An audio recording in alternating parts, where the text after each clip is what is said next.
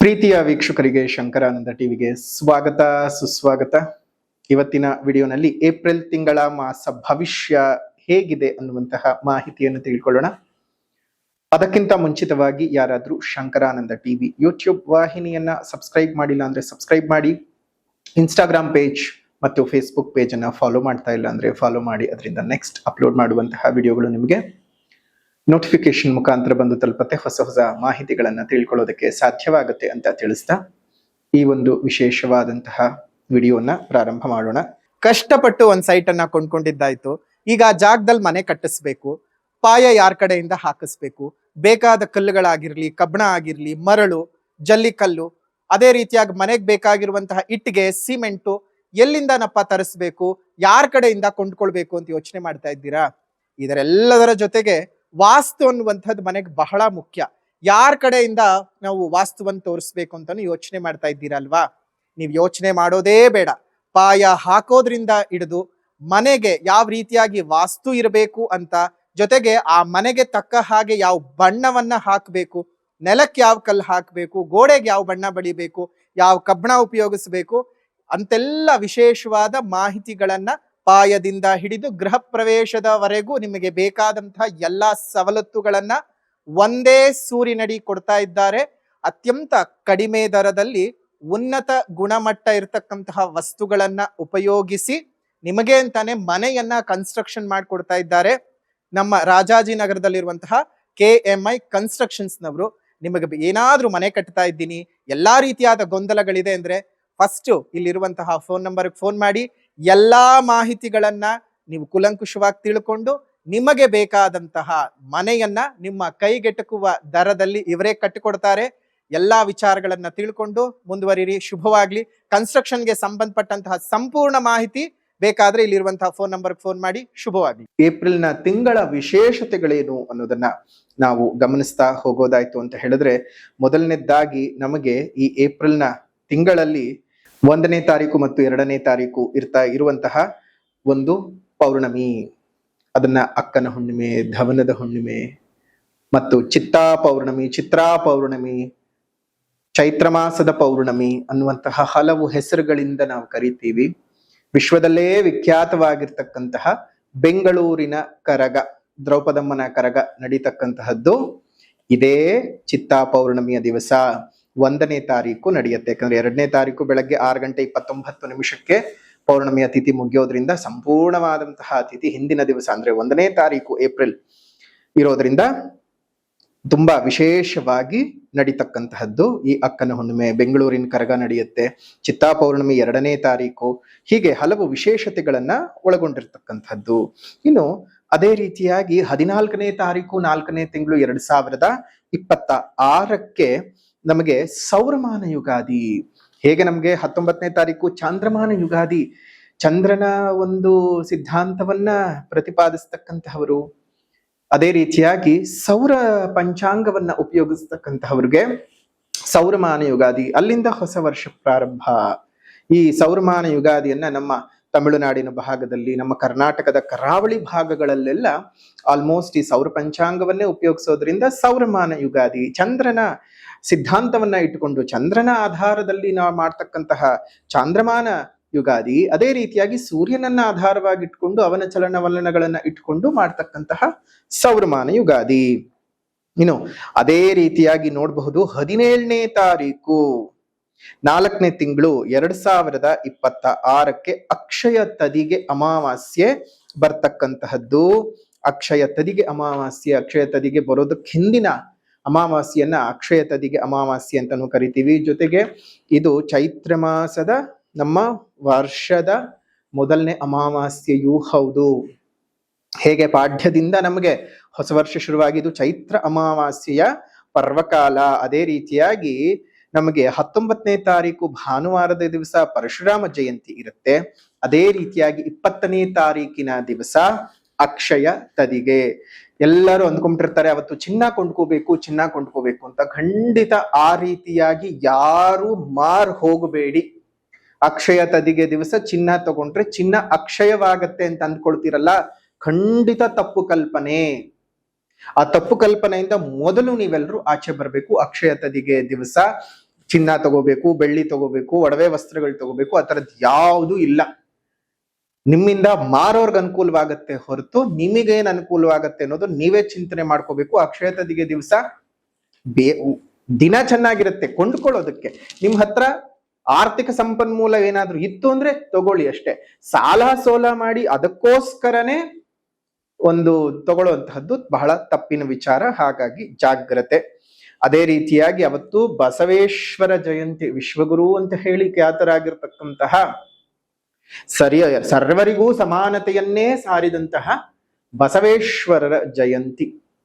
ನಮ್ಮ ಎಲ್ಲರಿಗೂ ಗೊತ್ತಿರೋ ಹಾಗೆ ಆ ಕೂಡಲ ಸಂಗಮ ದೇವನ ಒಂದು ಅಂಕಿತವನ್ನ ಇಟ್ಕೊಂಡು ಇಡೀ ಪ್ರಪಂಚಕ್ಕೆ ಶಾಂತಿಯನ್ನ ಸಾರಿದಂಥವರು ಬಸವೇಶ್ವರರು. ಅಂತಹ ಬಸವೇಶ್ವರರ ಒಂದು ಪುಣ್ಯ ದಿವಸ ಅಂದ್ರೆ ಅವರ ಜಯಂತಿ, ಹುಟ್ಟಿದ ದಿವಸ.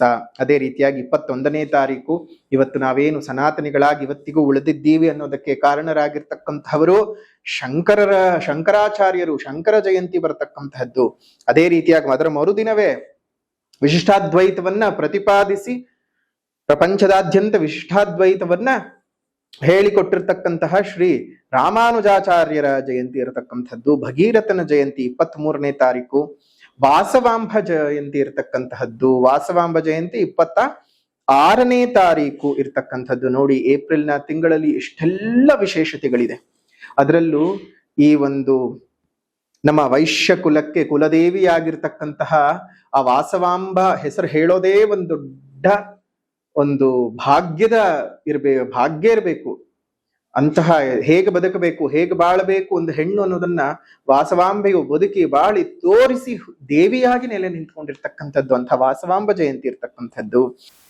ಇನ್ನು ಅದೇ ರೀತಿಯಾಗಿ ತಿಂಗಳ ಕೊನೆಯ ದಿವಸವಾಗಿರ್ತಕ್ಕಂತಹ 30ನೇ ತಾರೀಕು 4ನೇ ತಿಂಗಳು 2026ಕ್ಕೆ ನರಸಿಂಹ ಜಯಂತಿ ಇರ್ತಕ್ಕಂಥದ್ದು. ಚಾಂದ್ರಶ್ರೀ ವೈಷ್ಣವ ನರಸಿಂಹ ಜಯಂತಿ ಇರ್ತಕ್ಕಂಥದ್ದು. ಎಲ್ಲರಿಗೂ ಸಹ ನರಸಿಂಹದೇವರ ಕೃಪಾಶೀರ್ವಾದ ಇರಲಿ.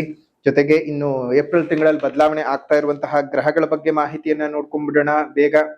2ನೇ ತಾರೀಕು 4ನೇ ತಿಂಗಳು 2026ಕ್ಕೆ ಮೀನ ರಾಶಿಗೆ ಕುಜ ಪ್ರವೇಶ ಮಾಡ್ತಾ ಇದ್ದಾನೆ. ಅದೇ ರೀತಿಯಾಗಿ 10ನೇ ತಾರೀಕು 4ನೇ ತಿಂಗಳು 2026ಕ್ಕೆ ಮೀನ ರಾಶಿಗೆ ಬುಧ ಪ್ರವೇಶ ಮಾಡ್ತಾ ಇದ್ದಾನೆ. ಇನ್ನು 14ನೇ ತಾರೀಕು 4ನೇ ತಿಂಗಳು 2026ಕ್ಕೆ ಮೇಷರಾಶಿಗೆ ತನ್ನ ಉಚ್ಚ ಸ್ಥಾನವಾಗಿರ್ತಕ್ಕಂತಹ ಮೇಷರಾಶಿಗೆ ರವಿಯು ಪ್ರವೇಶ ಮಾಡ್ತಾ ಇದ್ದಾನೆ. ಅದೇ ರೀತಿಯಾಗಿ 19ನೇ ತಾರೀಕು 4ನೇ ತಿಂಗಳು 2026ಕ್ಕೆ ವೃಷಭ ರಾಶಿಗೆ ಶುಕ್ರ ಪ್ರವೇಶ ಮಾಡಿದ್ರೆ 30ನೇ ತಾರೀಕು 4ನೇ ತಿಂಗಳು 2026ಕ್ಕೆ ಮೇಷರಾಶಿಗೆ ಬುಧ ಪ್ರವೇಶ ಮಾಡ್ತಾ ಇದ್ದಾನೆ. ಇಷ್ಟು ಗ್ರಹದ ಸಂಚಾರದ ಫಲಗಳು ಯಾವ ರೀತಿಯಾದಂತಹ ಫಲಾನುಫಲಗಳನ್ನ ಏಪ್ರಿಲ್ನ ಮಾಸ ಭವಿಷ್ಯದಲ್ಲಿ ಸೂಚಿಸ್ತಾ ಇದೆ ಅನ್ನೋದನ್ನ ಈಗ ಗಮನಿಸೋಣ. ಇನ್ನು ವೃಷಭ ರಾಶಿನಲ್ಲಿ ಹುಟ್ಟಿರ್ತಕ್ಕಂಥವ್ರಿಗೆ ಏಪ್ರಿಲ್ನ ತಿಂಗಳ ಮಾಸ ಭವಿಷ್ಯ ಯಾವ ರೀತಿಯಾಗಿದೆ ಅಂತ ನೋಡೋದಾಯ್ತು ಅಂತ ಹೇಳಿದ್ರೆ, ನಿಮ್ಮ ರಾಶಿಯಲ್ಲೇ ಇರುವಂತಹ ಶುಕ್ರ ದ್ವಿತೀಯದ ಗುರು ಆಗಿದ್ದಿರಬಹುದು. ಅದೇ ರೀತಿಯಾಗಿ 4ನೇ ಮನೆಯಲ್ಲಿರ್ತಕ್ಕಂತಹ ಕೇತು, ಇನ್ನು 10ನೇ ಮನೆಯಲ್ಲಿರ್ತಕ್ಕಂತಹ ರಾಹು, 11ನೇ ಮನೆಯಲ್ಲಿರ್ತಕ್ಕಂತಹ ಕುಜ ಮತ್ತು ಶನಿ, ರವಿ ಮತ್ತು ಬುಧರು 12ನೇ ಮನೆಯ ಸಂಚಾರವನ್ನ ಮಾಡ್ತಾರೆ. ಸೊ ಇದಿಷ್ಟರ ಗ್ರಹದ ಪರಿಸ್ಥಿತಿಗಳಿಂದಾಗಿ ವೃಷಭ ರಾಶಿಯವರಿಗೆ ಒಂದಷ್ಟು ಅನುಕೂಲಗಳು ಇದ್ದಾವೆ, ಅನಾನುಕೂಲಗಳು ಇದ್ದಾವೆ. ಎರಡೂ ಸಹ ಸಮ್ಮಿಲನವಾಗಿ ಸಿಗ್ತಾ ಇರ್ತಕ್ಕಂಥದ್ದು. ಇಲ್ಲಿ ನೋಡಿ, ಶುಕ್ರ ನಿಮ್ಮ ರಾಶ್ಯಾಧಿಪತಿ ನಿಮ್ಮ ರಾಶಿಯಲ್ಲೇ ಇದ್ದಾನೆ. ದೇಹ ಸೌಖ್ಯಗಳು ವೃದ್ಧಿ ಆಗುವಂಥದ್ದು, ಒಳ್ಳೆ ರೀತಿಯಾದಂತಹ ಬೆಳವಣಿಗೆಗಳು ಉಂಟಾಗುತ್ತೆ. ಹಣಕಾಸಿನ ಏನಾದ್ರೂ ತೊಂದರೆ ತಾಪತ್ರೆಗಳೇನಾದ್ರೂ ಇದ್ರೂ ಸಹ ನಿಮ್ಗೆ ಲಾಭದಾಯಕವಾಗಿ ಪ್ರಭಾವ ಬೀರುತ್ತೆ. ಯಾಕಂದ್ರೆ ಧನಾಧಿಪತಿಯು ಲಾಭ ಮತ್ತು ವ್ಯಯಕ್ಕೆ ಬರ್ತಾನೆ. ಮಾಸಾಂತ್ಯದ ಹೊತ್ತಿಗೆ ವ್ಯಯಕ್ಕೆ ಬರ್ತಕ್ಕಂಥದ್ದು. ಸೊ ಹಾಗಾಗಿ ತಿಂಗಳ ಕೊನೆಯವರೆಗೂ ಹಣಕಾಸಿನ ವಿಚಾರಗಳಲ್ಲಿ ನಿಮ್ಗೇನಂತಹ ತೊಂದರೆಗಳೇನೋ ಆಗೋದಿಲ್ಲ. ಇನ್ನು ಕುಟುಂಬ ಸ್ಥಾನದಲ್ಲಿ ಕೇತು ಇರೋದ್ರಿಂದ ಕುಟುಂಬದ ಒಳಗಡೆ ಕಿರಿಕಿರಿಗಳು, ಜೊತೆಗೆ ಆ ಸ್ಥಾನದ ಅಧಿಪತಿಯಾಗಿರ್ತಕ್ಕಂತಹ ರವಿಯು ವ್ಯಯಸ್ಥಾನದ ಸಂಚಾರ ಮಾಸ ಮಧ್ಯದಿಂದ ಏನು 12ನೇ ಮನೆ ಸಂಚಾರ ಮಾಡ್ತಾನೆ. ಆಗ ವಿಪರೀತವಾದಂತಹ ಕಿರಿಕಿರಿಗಳು ಕುಟುಂಬದ ಒಳಗಡೆ ಆಗ್ತಕ್ಕಂಥದ್ದು ಆ ರೀತಿಯಾಗಿ ಆಗ್ತಾ ಹೋಗುತ್ತೆ. ಸೊ ಒಟ್ಟಾರೆಯಾಗಿ ಒಂದಷ್ಟು ನೆಮ್ಮದಿ ರಹಿತವಾಗಿರತಕ್ಕಂತಹ ವಿಚಾರಗಳು ನಡೆಯುತ್ತೆ. ಇನ್ನು 2ನೇ ಮನೆಯಲ್ಲಿ ಗುರು ಇದ್ದಾನೆ, ಏನ್ ಪ್ರಾಬ್ಲಮ್ ಏನಿಲ್ಲ. ಗುರುಬಲ ಏನೇ ಆದ್ರೂ ಪ್ರತಿಯೊಂದಕ್ಕೂ ಗುರುಬಲ ಅನ್ನೋದು ಮುಖ್ಯ. ಸದ್ಯ ಗುರುಬಲ ಇದೆ, ಆದ್ರೆ ಜೂನ್ 1ನೇ ತಾರೀಕಿನಿಂದ ಗುರುಬಲವನ್ನ ಕಳ್ಕೊತಾ ಇದ್ದೀರಿ. 3ನೇ ಮನೆಗೆ ಹೋಗ್ತದೆ, ಪರಾಕ್ರಮ ಸ್ಥಾನಕ್ಕೆ ಹೋಗೋದ್ರಿಂದ ನಿಮಗೆ ಅಂತಹ ವಿಶೇಷವಾದಂತಹ ಏಳಿಗೆ ಆಗೋದಿಲ್ಲ. ಜಾಗೃತೆಯಾಗಿರ್ಬೇಕು. ಹಾಗಾಗಿಯೇ ಗುರುಬಲ ಇರೋದಿಲ್ಲ, ಗುರುಬಲವನ್ನು ಕಳ್ಕೊಳ್ತೀರಾ. ಗುರುಬಲ ಯಾಕಪ್ಪ ಬೇಕು? ಗುರುವಿನಿಂದ ಅನುಗ್ರಹಕ್ಕೆ ಬೇಕಾಗಿರತಕ್ಕಂತಹ ವಿಶೇಷವಾದಂತಹ ಒಂದು ಗುರುಬಲ ಇದ್ರೆ ನಮ್ಗೇನೇನಾಗತ್ತೆ, ಮದುವೆ ಆಗಿರ್ಬಹುದು, ಕೆಲಸ ಕಾರ್ಯಗಳಲ್ಲಿ ಪ್ರಗತಿ ಆಗಿದ್ದಿರಬಹುದು, ಮತ್ತು ಏನಾದ್ರೂ ಹೊಸ ವಾಹನಗಳನ್ನು ತಗೊಳ್ಳೋದಾಗ್ಲಿ, ಸೈಟು, ಮನೆ ಕಟ್ಟಿಸ್ಬೇಕು, ಅಥವಾ ಮನೆಯಲ್ಲಿ ಮಕ್ಕಳ ಒಂದು ಅಭಿವೃದ್ಧಿಗಳಾಗಬೇಕು, ಸಂತಾನ ಪ್ರಾಪ್ತಿ ಆಗ್ಬೇಕು, ವಿದ್ಯಾಭ್ಯಾಸ ಚೆನ್ನಾಗಿರ್ಬೇಕು, ವಿದೇಶ ಪ್ರಯಾಣವಾಗಬೇಕು, ನಮಗ್ ಜೀವನದಲ್ಲಿ ಮಂಗಳ ಕಾರ್ಯಗಳು ನಡೀತಾ ಇರಬೇಕು ಅಂತಂದ್ರೆ ಗುರುವಿನ ಅನುಗ್ರಹ ಬೇಕೇ ಬೇಕು. ಈ ಕಳೆದ 1 ವರ್ಷದಿಂದ ಗುರುವಿನ ಅನುಗ್ರಹವನ್ನು ಕಳ್ಕೊಂಡಿದ್ದೀರಿ. ಮುಂದಿನ ವರ್ಷಕ್ಕೂ ಸಹ ಅಂದ್ರೆ ಈಗ ಬರ್ತಕ್ಕಂತಹ ಪರಾಭವನ ಸಂವತ್ಸರದಲ್ಲೂ ನಿಮ್ಗೆ ಗುರುವಿನ ಅನುಗ್ರಹ ವಿಶೇಷವಾಗಿ ಇಲ್ಲದೆ ಇರೋ ಕಾರಣ 31ನೇ ತಾರೀಕು 5ನೇ ತಿಂಗಳು 2026ಕ್ಕೆ ಗುರು ಮಹಾಯಾಗವನ್ನ ಏರ್ಪಾಟ್ ಮಾಡಿದ್ದೀವಿ. ಆ ಗುರು ಮಹಾಯಾಗದಲ್ಲಿ ಬಂದು ಪಾಲ್ಗೊಳ್ಳಿ. ಗುರುವಿಂದು ಬೃಹಸ್ಪತಿ ಒಂದು ಚಕ್ರವನ್ನ ಕೊಡ್ತೇವೆ. ಬೃಹಸ್ಪತಿಯನ್ನ ಚಕ್ರವನ್ನ ದೇಹದಲ್ಲಿ ಧರಿಸೋದು ಮತ್ತು ಅಕ್ಷತ ಪ್ರಸಾದವನ್ನ ನೀವು ಯಾವಾಗ್ಲೂ ನಿಮ್ಮ ದೇವರ ಮನೆಯಲ್ಲಿ ಮತ್ತು ನಿಮ್ಮ ಪಾಕೆಟ್ ನಲ್ಲಿ ಸ್ವಲ್ಪ ಇಟ್ಕೊಂಡಿರೋದ್ರಿಂದ ನಿಮಗೆ ಗುರುವಿನ ಶ್ರೀರಕ್ಷೆಯೂ ಸಹ ಸಿಕ್ಕ ಹಾಗೆ ಆಗುತ್ತೆ.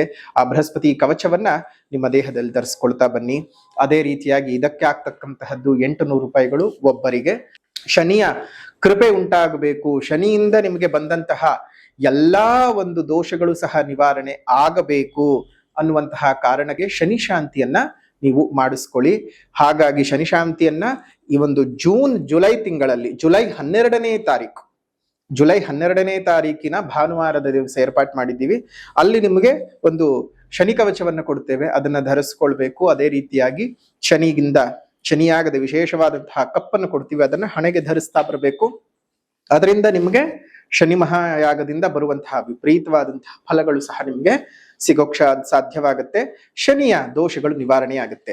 ಗುರು ಮಹಾಯಾಗ ಮತ್ತು ಶನಿ ಮಹಾಯಾಗದಲ್ಲಿ ಪಾಲ್ಗೊಳ್ಳೋದು ಮರಿಬೇಡಿ. ಇನ್ನು ಶನಿ ಮಹಾಯಾಗಕ್ಕೆ ಆಗ್ತಕ್ಕಂಥದ್ದು 800 ರೂಪಾಯಿಗಳು. ಗುರು ಮಹಾಯಾಗ 800 ಮತ್ತು ಶನಿ ಮಹಾಯಾಗ 800, ಎರಡಕ್ಕೂ 800 ರೂಪಾಯಿ. ಎಲ್ಲ ಎಷ್ಟೊಂದು ಜನ ಕನ್ಫ್ಯೂಸ್ ಮಾಡ್ಕೋತಾ ಇದ್ದೀರಿ. ಇನ್ನು ಇನ್ನೊಂದಷ್ಟು ವಿಚಾರಗಳನ್ನ ನೋಡೋದಾಯ್ತು ಅಂತ ಹೇಳಿದ್ರೆ, ಒಂದಷ್ಟು ಧನಪ್ರಾಪ್ತಿಯ ಯೋಗಗಳು, ವಾಹನ ವಸ್ತುಗಳನ್ನು ಖರೀದಿ ಮಾಡ್ತೀರಾ, ಒಂದಷ್ಟು ಒಳ್ಳೆ ರೀತಿಯಾಗಿರ್ತಕ್ಕಂತಹ ಅಂಶಗಳನ್ನ ನಿಮ್ಮ ಬದುಕಿನಲ್ಲಿ ಇಟ್ಕೋತೀರಾ. ಏಳಿಗೆಗಳು ಒಂದ್ರ ಹಿಂದೆ ಬರ್ತಾ ಹೋಗುತ್ತವೆ. ಆದ್ರೆ ಸಣ್ಣ ಪುಟ್ಟ ವಿಚಾರಗಳು ಬರ್ತಾನೆ ಹೋಗುತ್ತವೆ. ನಾವು ರಸ್ತೆ ನಡ್ಕೊಂಡು ಹೋಗ್ತಿರ್ತೀವಿ ಅಂದ್ರೆ ಒಂದಷ್ಟು ಕಲ್ಗಳು, ಒಂದಷ್ಟು ಮುಳ್ಳುಗಳು ಎಲ್ಲವೂ ಇದ್ದದ್ದೇ. ಎಲ್ಲರ ಜೀವನವೂ ಸಹ ಏನ್ ಹೂವಿನ ಹಾಸಿಗೆ ಏನ್ ಆಗಿರೋದಿಲ್ಲ, ಹೂವಿನ ಹಾಸಿಗೆ ಆಗಿರೋದಕ್ ಸಾಧ್ಯವೂ ಇಲ್ಲ. ಸೊ ಹಾಗಾಗಿ ಎಲ್ಲೋ ಒಂದ್ ಕಡೆ ಸಣ್ಣ ಪುಟ್ಟ ಏರಿಳಿತಗಳು ಬರ್ತಿರತ್ತೆ. ಅದನ್ನೊಂದ್ ಸ್ವಲ್ಪ ಜಾಗ್ರತೆ ಮಾಡ್ಕೊಳ್ತಾ ಹೋಗಿ. ಜೊತೆಗೆ ನಿಮಗೆ ಕುಜ ಶನಿಯು 11ನೇ ಮನೆಯಲ್ಲಿ ಸೇರ್ಕೊಂಡಿದ್ದಾನೆ. ಇದೊಂಥರ ಮಂದಮಾರುತ ಯೋಗ, ಅಗ್ನಿಮಾರುತ ಯೋಗ ಅಂತಲೂ ಸಹ ಕರಿತೀವಿ. ವೃಷಭ ರಾಶಿನಲ್ಲಿ ಹುಟ್ಟಿರುವಂತವ್ರು ಯಾವುದೇ ಕಾರಣಕ್ಕೂ ಏರ್ವೇಸ್ ಗಳನ್ನ ಯೂಸ್ ಮಾಡ್ತಾ ಇದ್ದೀನಿ ಅಂದ್ರೆ ಸ್ವಲ್ಪ ಜಾಗ್ರತೆಯಾಗಿರಿ, ಅವಾಯ್ಡ್ ಮಾಡ್ಕೊಳ್ಳಿ. ಈ ಒಂದು ತಿಂಗಳು, ಏಪ್ರಿಲ್ನ ತಿಂಗಳಲ್ಲಿ ವಿಮಾನಯಾನಗಳನ್ನು ಮಾಡುವಂತಹದ್ದು, ದೇಶಗಳಿಗೆ ವಿದೇಶ ಪ್ರಯಾಣಗಳಿಗೆ ಹೋಗ್ತಕ್ಕಂತಹದ್ದು, ಆ ಥರದ್ದೆಲ್ಲ ಮಾಡಕ್ ಹೋಗ್ಬೇಡಿ. ಸ್ವಲ್ಪ ಸಾಧ್ಯವಾದಷ್ಟು ಅವಾಯ್ಡ್ ಮಾಡ್ಕೊಳ್ಳಿ. ಅದೇ ರೀತಿಯಾಗಿ ಏನಾದ್ರೂ ಒಂದಿಷ್ಟು ರಸ್ತೆನಲ್ಲೇ ಹೋಗ್ಬೇಕಾದ್ರೂ ಸ್ಪೀಡ್ ಲಿಮಿಟ್ ಗಳನ್ನ ನೋಡ್ಕೊಂಡು ವಾಹನವನ್ನ ಚಾಲನೆ ಮಾಡಿ. ಅಪಘಾತಗಳಾಗ್ತಕ್ಕಂತಹ ಯೋಗದ ಫಲಗಳು ಜಾಸ್ತಿ ಇದ್ದಾವೆ. ಅದರಲ್ಲೂ 11ನೇ ಮನೆಯಲ್ಲಿ ಆಗ್ತಾ ಇರತಕ್ಕಂಥದ್ದು, ಮೀನರಾಶಿಯಲ್ಲಿ ಆಗ್ತಾ ಇರತಕ್ಕಂಥದ್ದು. ತುಂಬಾ ಹುಷಾರು. ಈ ಕೋಸ್ಟಲ್ ಏರಿಯಾನಲ್ಲಿ ಇರುವಂತಹವರೆಲ್ಲ ಸ್ವಲ್ಪ ಹುಷಾರಾಗಿ ಇರುವಂತಹದ್ದು ತುಂಬಾನೇ ಒಳ್ಳೇದು. ಇದಕ್ಕಿದ್ದ ಹಾಗೆ ನಿಮ್ಗೆ ಕೋರ್ಟು ಕಚೇರಿಯ ಕೆಲಸ ಕಾರ್ಯಗಳು ವಿಜಯವಾಗ್ಬಿಡ್ತವೆ, ತೊಂದರೆಯೇ ಇರಲ್ಲ, ತುಂಬಾ ಚೆನ್ನಾಗಾಗ್ಬಿಡ್ತಕ್ಕಂಥದ್ದು. ಅನಿರೀಕ್ಷಿತವಾದಂತಹ ಶುಭದಾಯಕ ವಿಚಾರಗಳು, ಕೆಲವೊಮ್ಮೆ ದಿಢೀರ್ ಅಂತ ಬರ್ತಕ್ಕಂತಹ ರಾಜಯೋಗಗಳು ನಿಮಗೆ ತುಂಬಾ ಚೆನ್ನಾಗಿದೆ. ಕೆಲವೊಂದು ಸಣ್ಣ ಪುಟ್ಟ ವಿಚಾರಗಳನ್ನ ಮಾತ್ರ ನೀವು ಗಮನ ಕೊಟ್ಕೊಂಡು ನೋಡ್ಕೊಂಡ್ರೆ ಸಾಕಾಗತ್ತೆ. ಇನ್ನೇನು ತೊಂದರೆ ತಾಪತ್ರೆಗಳು ವೃಷಭ ರಾಶಿಯವರಿಗೆ ಇಲ್ಲ. ಧೈರ್ಯವಾಗಿದ್ದು ಜೀವನವನ್ನ ಮುಂದುವರಿಸ್ತಾ ಹೋಗಿ. ಒಂದ್ಸಲ ನಿಮ್ ಜನ್ಮ ಜಾತಕವನ್ನ ತೋರಿಸ್ಕೊಳ್ಳಿ. ಜನ್ಮ ಜಾತಕದ ಆಧಾರದಲ್ಲಿ ಶುಭವಾದಂತಹ ಗ್ರಹದ ದಶಗಳು ನಡೀತಿದ್ಯಾ, ಅಥವಾ ಬೇರೆ ಇನ್ಯಾವುದಾದ್ರೂ ಕೆಲಸ ಕಾರ್ಯಗಳಿಗೆ ಏನಾದ್ರೂ ತೊಂದರೆ ತಾಪತ್ರೆಗಳು ಉಂಟಾಗ್ತಾ ಇದೆಯಾ ಅನ್ನೋದನ್ನ ನಿಮ್ಮ ಜನ್ಮ ಜಾತಕವನ್ನ ತೋರಿಸ್ಕೊಂಡು ಅದಾದ ನಂತರ ಮುಂದುವರಿರಿ. ಶುಭವಾಗ್ಲಿ, ಮಂಗಳವಾಗ್ಲಿ ಅಂತ ಹೇಳ್ತಾ, ಪರಿಹಾರ ಅಂತ ಬಂದಾಗ ಮೊದಲನೇದಾಗಿ ಸಾಮಾಜಿಕ ಪರಿಹಾರ ಅಂತ ಬಂದ ಸಂದರ್ಭದಲ್ಲಿ ನೀವೇನ್ ಮಾಡ್ಕೊಳ್ಬೇಕು ಅಂದ್ರೆ, ಮೊದಲನೇದಾಗಿ ಗಿಡಗಳನ್ನ ಪೋಷಣೆ ಮಾಡಿ, ಮರಗಳನ್ನ ಕಾಪಾಡ್ಕೊಳ್ಳಿ. ಸಾಧ್ಯವಾದ ಕಡೆ ಗಿಡಗಳನ್ನ ನೆಟ್ಟು ಪೋಷಣೆಯನ್ನ ಮಾಡಿಸಿ. ನಿಮ್ ಸುತ್ತಮುತ್ತ ಇರತಕ್ಕಂತಹ ಒಂದೊಂದು ಉದ್ಯಾನವನಗಳಲ್ಲಿ ಒಂದೊಂದು ಹಣ್ಣಿನ ಗಿಡಗಳನ್ನು ಕೊಟ್ಟು ಪೋಷಣೆ ಮಾಡಿಸಿ. ನಿಮ್ಮ ಮನೆ ಮುಂದೆ ಮತ್ತು ಮೇಲ್ಭಾಗದಲ್ಲಿ ಒಂದು ಸಣ್ಣ ಸಣ್ಣ ಕುಂಡಗಳಲ್ಲಿ ನೀರನ್ನ ಇಡ್ತಾ ಬನ್ನಿ. ಮೊದಲೇ ಬಿರುಬೇಸಿಗೆ ತುಂಬಾ ಆಗ್ಬಿಟ್ಟಿದೆ, ಬಿಸಿಲಿನ ತಾಪ ತಡೆಯೋದಕ್ಕಾಗಲ್ಲ. ಅಷ್ಟೋ ಪ್ರಾಣಿಗಳು ಪಾಪ ನೀರಿಲ್ಲದೆ ಒದ್ದಾಡುವಂತಹ ಪರಿಸ್ಥಿತಿ ಉತ್ಪತ್ತಿಯಾಗಿದೆ. ಹಾಗಾಗಿ ಆ ಪಕ್ಷಿಗಳಿಗೆ, ಪ್ರಾಣಿಗಳಿಗೆ ನಿಮ್ಮಿಂದ ಆಗ್ತಕ್ಕಂತಹ ಒಂದು ಸಣ್ಣ ಸಣ್ಣ ಅನುಕೂಲತೆಗಳನ್ನ ಮಾಡಿಕೊಡಿ. ತುಂಬಾ ಚೆನ್ನಾಗಿ ಅವರು ಸಹ ಬದುಕಕ್ಕಾಗತ್ತೆ. ನಿಮ್ಮ ಬದುಕು ಸಹ ಪರಮೇಶ್ವರನ ಕೃಪೆಯಿಂದ ಚೆನ್ನಾಗಾಗತ್ತೆ.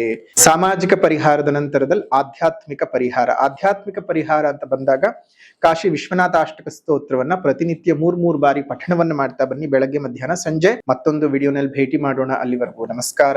ಲೋಕಾ ಸಮಸ್ತ ಸುಖಿನೋ ಭವಂತು, ಸಕಲ ಸನ್ಮಂಗಳಾನಿ ಭವಂತು, ಸರ್ವೇ ಜನಾಃ ಸುಖಿನೋ ಭವಂತು, ಸಮಸ್ತ ಸನ್ಮಂಗಳಾನಿ ಭವಂತು.